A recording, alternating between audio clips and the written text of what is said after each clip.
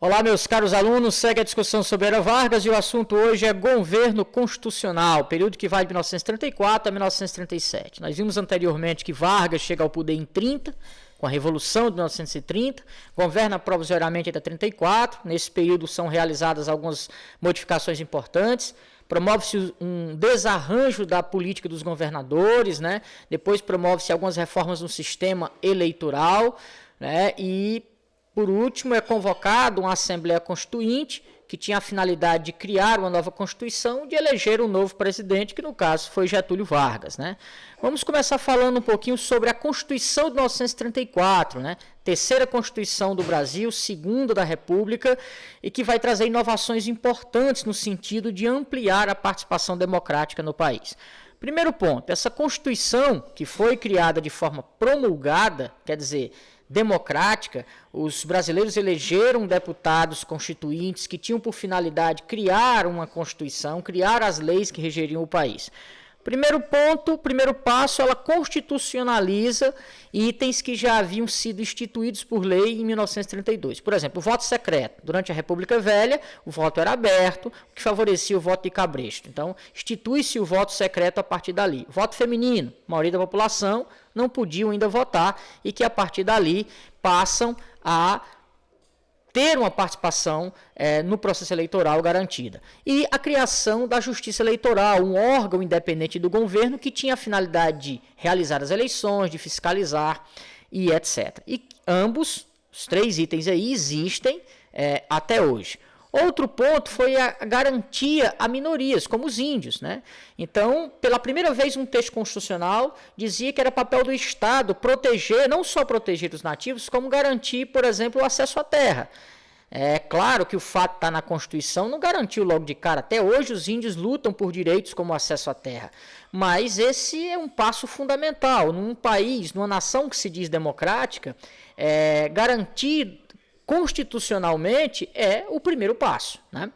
Outro elemento é a constitucionalização dos direitos trabalhistas. Então, por lei, a partir da Constituição de 34, obrigava-se patrões a garantir a seus empregados salário mínimo, carga horária mínima de 8 horas, férias remuneradas anualmente, e uma série de outros direitos. Direitos que vão ser consolidados ainda na Era Vargas, na sua terceira fase, no chamado Estado Novo, com a criação da CLT, na consolidação das leis trabalhistas, que é assunto para uma próxima aula, certo?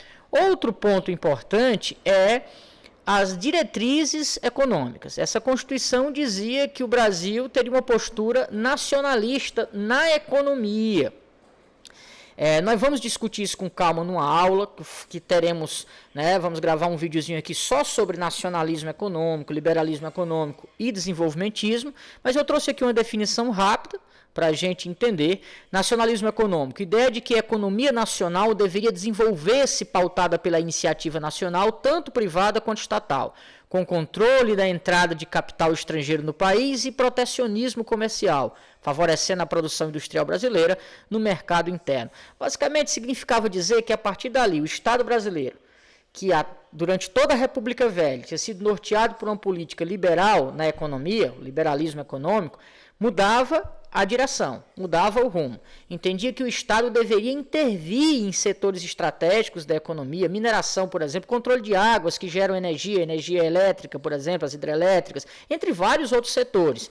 Era preciso proteger a produção, estimular a industrialização, proteger a produção interna para favorecer, né, os produtos locais, entre outras coisas. Então, observe que era um Estado mais participativo da economia, mais ativo nos rumos que a economia tomaria. É claro que para entender isso eu preciso olhar para o cenário internacional. Quer dizer, medidas como essas olham tanto para o que vinha acontecendo na Alemanha nazista e na Itália fascista, como o que vinha acontecendo nos Estados Unidos, que era um país tradicionalmente liberal na economia, que com a crise de 29 começa a mudar um pouco os rumos disso e, liderado pelo presidente Roosevelt, começa a promover reformas que têm onde o Estado tem certo papel preponderante, ou seja, há uma certa intervenção do Estado na economia. Como eu disse, por ser um tema mais complexo, faremos uma discussão à parte para entender melhor, porque é importante, inclusive para as nossas escolhas políticas, já que é fundamental que, quando nós formos tomar decisões que escolhem os nossos governantes, é importante entender o que eles propõem para a economia, né? E aí, entender o que é nacionalismo econômico, desenvolvimentismo, liberalismo econômico, acaba sendo importante. Então, a gente vai tratar isso num outro vídeo, mas, basicamente, o que a Constituição de 34, durante a era Vargas, dizia, que era a partir dali o Estado teria um papel maior no desenvolvimento econômico, ok? Bom, por uma série de fatores que a gente viu aqui, de outros que a gente não viu, essa Constituição era uma Constituição bastante democrática, pelo menos comparada à Constituição de 1891, a primeira da República. Bom, isso acabou criando um ambiente democrático, né, um ambiente que favorecia e garantia, entre outras coisas, o pluripartidarismo. Não havia, naquele momento, perseguição à imprensa, não havia perseguição às diferentes posições políticas, e esse cenário, logo muito rápido, acabou sendo dominado por duas forças antagônicas que vão acabar dominando o cenário das discussões políticas e criando uma certa polarização, que era a AIB, Ação Integralista Brasileira, e a ANL, Aliança Nacional Libertadora, um de direita e outro de esquerda. A AIB era um grupo de inspiração nazi-fascista, liderado pelo escritor Plínio Salgado, né, que defendia a existência de um Estado forte aos moldes da Alemanha nazista e da Itália fascista, né?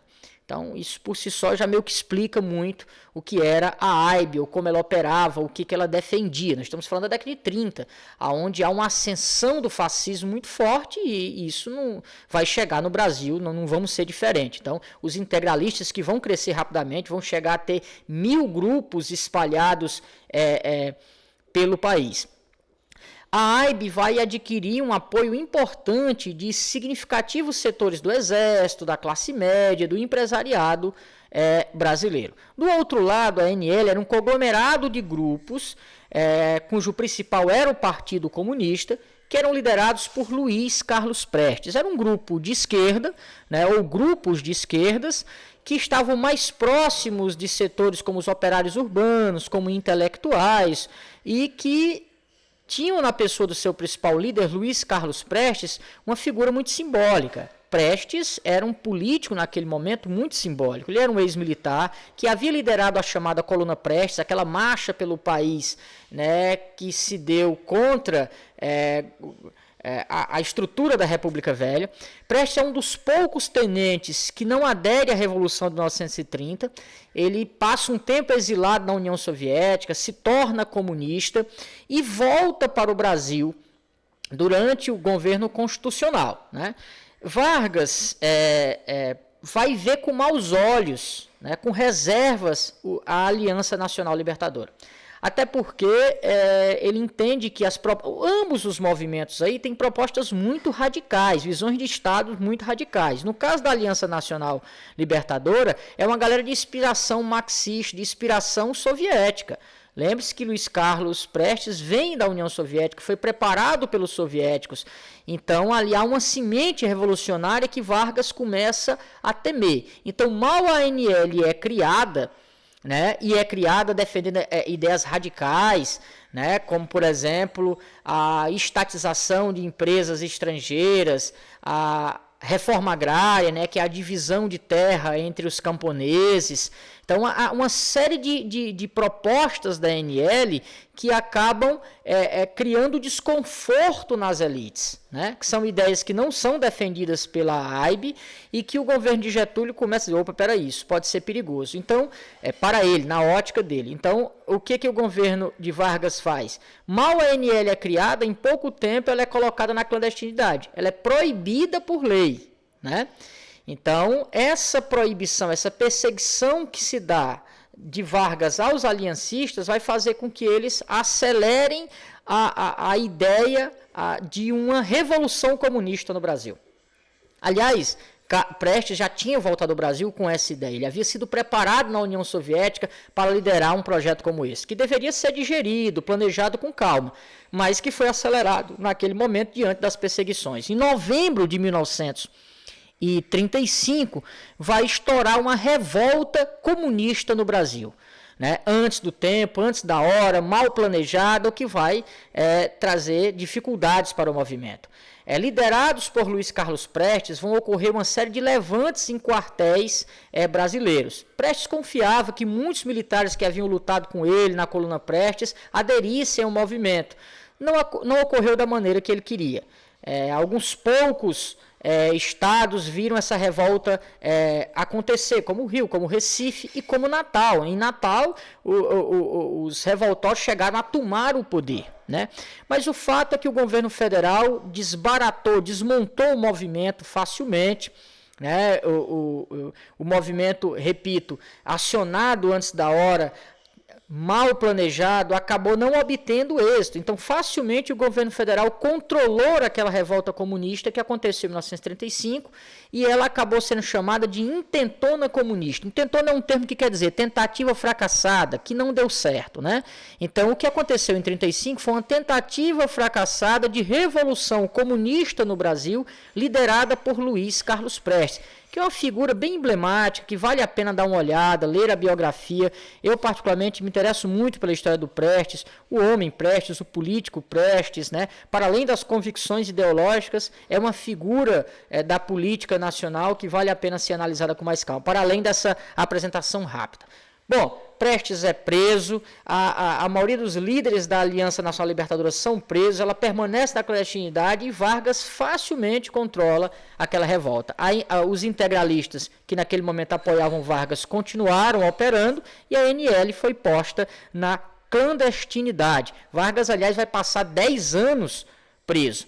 E nesse contexto, vale a pena falar de uma figura feminina importante, que é Olga Benário, uma alemã que havia migrado para a União Soviética, perseguida em seu país na luta contra os nazistas. Ela é preparada, né, como uma revolucionária e é mandada ao Brasil, não sei se a palavra é escoltando, acompanhando, né, Luiz Carlos Prestes para juntos planejarem uma revolução comunista aqui.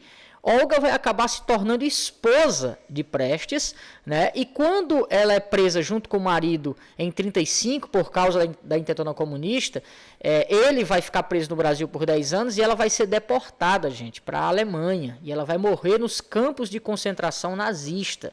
Né? Isso é um episódio da nossa história meio que macabro. Aliás, você pode conferir isso num filme muito legal chamado Olga, né? Onde a Camila Morgado interpreta essa heroína alemã, soviética e brasileira, né? E vale a pena dar uma olhada na história de Olga Benário. Aliás, no filme, o ator Caco Ciocler, interpreta Luiz Carlos Prestes, vale a pena dar uma olhada.